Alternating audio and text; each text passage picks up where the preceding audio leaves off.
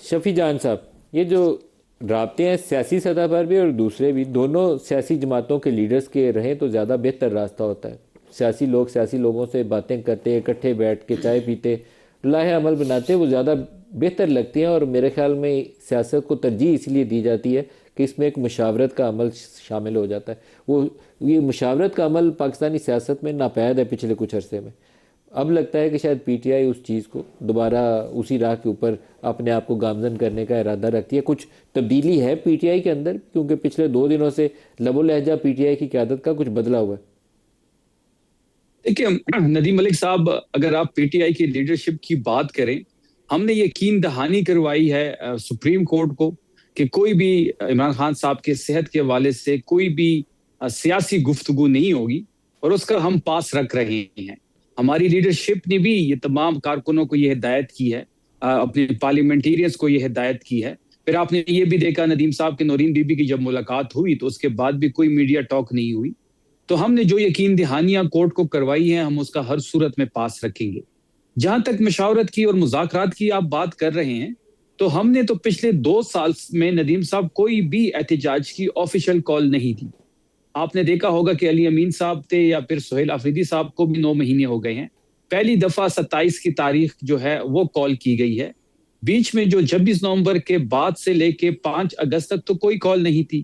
ہم نے بالکل مذاکرات کو بھی ٹائم دیا، مشاورت کو بھی ٹائم دیا، گوہر صاحب بھی چیزوں کو آگے لے کے بڑھے، لیکن وہ ڈیڈ لاک کا شکار ہوئے۔ پھر اچکزئی صاحب جب اپوزیشن لیڈر بنے تو ان کی بھی خواہش تھی کہ بات چیت کے ذریعے ہی مسئلے کا حل نکالا جائے۔ انہوں نے بھی کوشش کی لیکن سود مند ثابت نہیں ہوئی۔ یہ تمام تر چیزیں اس لیے نہیں ہوئی کہ اس حکومت کے پاس کوئی اختیار نہیں ہے۔ آپ نے دیکھا ہوگا ندیم صاحب کہ جب ہم ان کو ملاقات کے حوالے سے کہتے تھے، یہ کہتے تھے کہ آپ عدالت جائیں، عدالت فیصلہ کرے گی۔ پھر جب ہم شفٹنگ کی ڈیمانڈ کر رہے تھے تب بھی یہ کہتے تھے کہ آپ عدالت جائیں۔ اب عدالت نے ایک فیصلہ دے دیا ہے تو یہ حکومت اس پہ عمل درآمد کے لیے تیار نہیں ہے۔ دیکھیں یہ جو فیصلہ آیا ہے اور یہ جو سرکاری بورڈ کا ایک جو رپورٹ آئی ہے، یہ اس حکومت کے خلاف چارج شیٹ ہے۔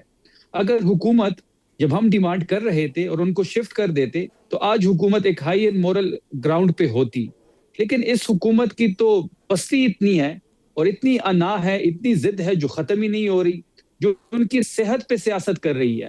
جس دن فیصلہ آیا، یہ چاہیے تو یہی تھا کہ عمران خان صاحب کو یہ شفٹ کر دیتے۔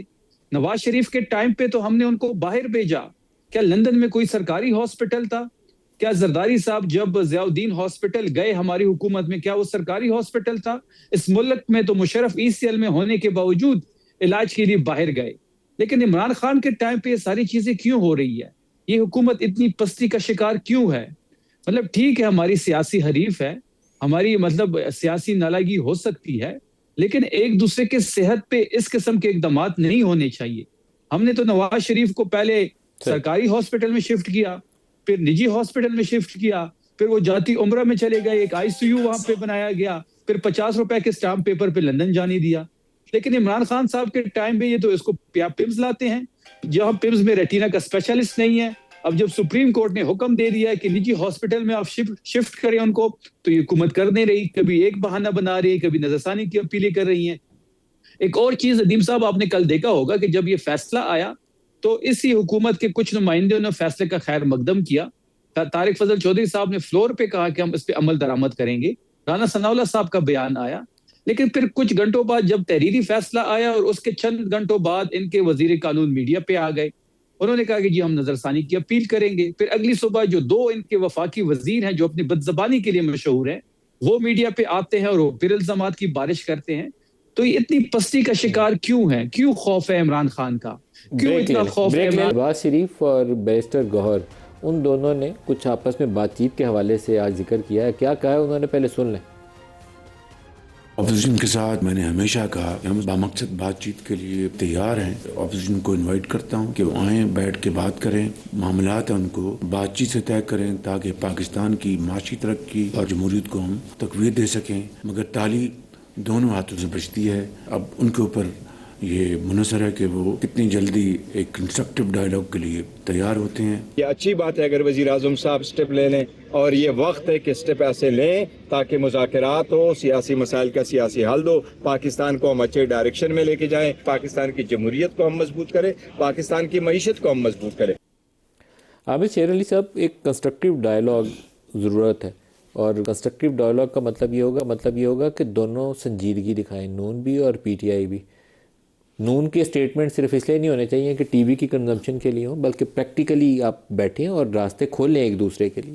عمر صاحب، اس میں کوئی شک نہیں ہے کہ راستے کھلنے بھی چاہیے، اور یہ پارلیمان کے ذریعے کھلیں گے، اور دریا دلی ہونی چاہیے. اگر فراغ دلی سے وزیر اعظم پاکستان نے آفر کی تھی، اگر آپ کو یاد ہوگا جب عمران خان صاحب وزیر اعظم بنے تھے تو being leader of the opposition Shehbaz Sharif صاحب نے کہا تھا کہ ہمیں ایک چارٹر آف اکانومی بنانا چاہیے. اور پھر وہ آپ کو پتہ ہے کہ عمران خان صاحب کی طبیعت کیسی ہے، انہوں نے کون سے الفاظ سے نوازا انہیں، لیکن ہم ان الفاظ کو نہیں دہرانا چاہتے. اگر وزیر اعظم صاحب نے کنسٹرکٹیو ڈائلاگ کی ضرورت اور اہمیت پر زور دیا ہے، تو پھر پی ٹی آئی کو بھی چاہیے کہ جو ان کی لیڈرشپ ہے پارلیمان کے اندر بیٹھی ہوئی ہے، ایک میننگ فل ڈائلاگ کریں اور ملک کو آگے لے کر جائیں. اور بالکل چارٹر آف اکانومی بھی سائن ہونے چاہیے. جو ملک کے حالات دن بدن آپ کو پتہ ہے کن معاملات میں جا رہے ہیں، تو ہمیں الیکشنز آ جائیں گے، 2 سال کے بعد آ جائیں گے، 3 سال کے بعد آ ہی جانے جی. 3 سال کا عرصہ گزر گیا، 1.5-2 سال رہیں گے، الیکشنز آ جائیں گے. تو ہمیں مل جل کر جو کرائسز ہیں، لوگوں کے مسائل ہیں، ملک صاحب ایک بڑی پارٹی ہے پی ٹی آئی اپوزیشن میں، تو ان کو اپنا کردار ادا کریں، آئیں آگے بیٹھیں، وزیر اعظم صاحب سے ڈائلاگ کریں، جو ان کے تحفظات ہیں وہ اپنے پیش کریں ٹیبل پہ. تو دنیا میں مسائل کا حل ڈائلاگ سے ہوتا ہے. ایران امریکہ کی جنگ ایک دہانے پہ تھی، ڈائلاگ کے ذریعے دنیا کے ممالک نے پاکستان کے ساتھ مل کے انگیج کیا، وہ ڈیفیوز ہوئی، پھر آئی، پھر اتراؤ چڑھاؤ ہوتا ہے. لیکن آپ ملک صاحب اگر میں نہ مانوں والی پالیسی اختیار کریں گے تو آپ اس میں نقصان میں جائیں گے، کسی اور کا نقصان نہیں ہوگا. تو یہ وقت بھی ہے، موقع بھی ہے کہ سنجیدگی کے ساتھ ان کے جو سینئر لوگ ہیں وہ وزیر اعظم صاحب کی جو آفر ہے ڈائلاگ کی، ان کے ساتھ بیٹھیں، ڈائلاگ کریں. پبلک ہوتی ہے نا چیزیں، پھر ایک چیز سامنے آتی ہے کہ جو بھی معاملات ہیں.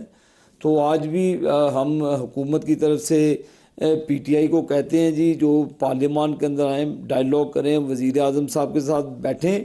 اور میں سمجھتا ہوں کہ ملک صاحب اس وقت کی ضرورت ہے کہ ایک آل پارٹی کانفرنس بھی ہونی چاہیے، جس میں پاکستان کی تمام پولیٹیکل پارٹیز اور سٹیک ہولڈرز کو بیٹھنا چاہیے سنجیدگی کے ساتھ.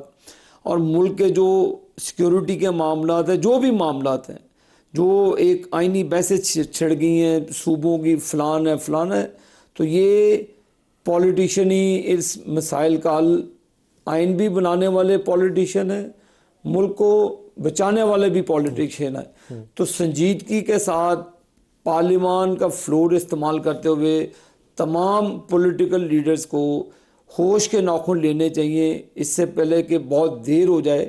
تو یہی وقت ہے کہ ملک کو بھی سنبھالیں، اپنے پولیٹیکل سسٹم کو بھی سنبھالیں، اس سے پہلے کہ بہت دیر نہ ہو